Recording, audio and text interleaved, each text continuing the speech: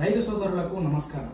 యాసంగి వరి పంటలో నత్రజని ఎరువులని అధిక మోతాదులో వాడుకున్న నష్టమే, అదేవిధంగా తక్కువ మోతాదులో వాడుకున్న నష్టమే.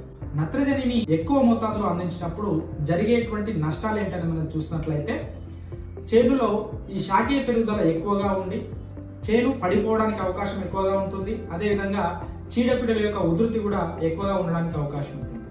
అదేవిధంగా ఈ నత్రజని ఎరువులని తక్కువ మోతాదులో అందించినప్పుడు పెరుగుదల తగ్గిపోవడము, పిలకల సంఖ్య తగ్గిపోవడము, చివరిగా దిగుబడి తగ్గిపోవడానికి అవకాశం ఉంటుంది. వరి పంటలో నత్రజని యొక్క అవసరం ఎప్పుడు ఉంది, అదేవిధంగా నత్రజని లోపించి ఉందా లేదా అనే విషయం తెలియడానికి ఒక సాధనం ఉపయోగపడుతుంది. అదే లీఫ్ కలర్ చార్ట్. సో మనం ఇక్కడ చూస్తున్నట్టుగా లీఫ్ కలర్ చార్ట్ ఉంటుంది. లీఫ్ కలర్ చార్ట్ ని ఎలా ఉపయోగించాలో తెలుసుకుందాం. ముందుగా ఉదయాన్నే మనం వరి పొలం దగ్గరికి వెళ్ళి ఒక బాగా విచ్చుకున్నటువంటి వరి ఆకు దగ్గరని తీసుకొని ఆకుని ఈ లీఫ్ కలర్ చార్ట్ పైన మనం పెట్టి గమనించాలి. దీంట్లో మనకి 1, 2, 3, 4, 5, 6 సో 6 రంగుల చార్ట్ అనేది ఉంటుంది.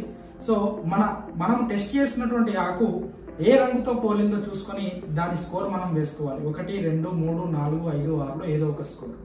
దాని తర్వాత అలా మరొక 9 ఆకులు, మొత్తం ఒక 10 ఆకులు మనం టెస్ట్ చేసినప్పుడు వచ్చే స్కోర్ ఏదైతే ఉంటుందో దాన్ని యావరేజ్ గా స్కోర్ మనం క్యాలిక్యులేట్ చేసుకోవాలి.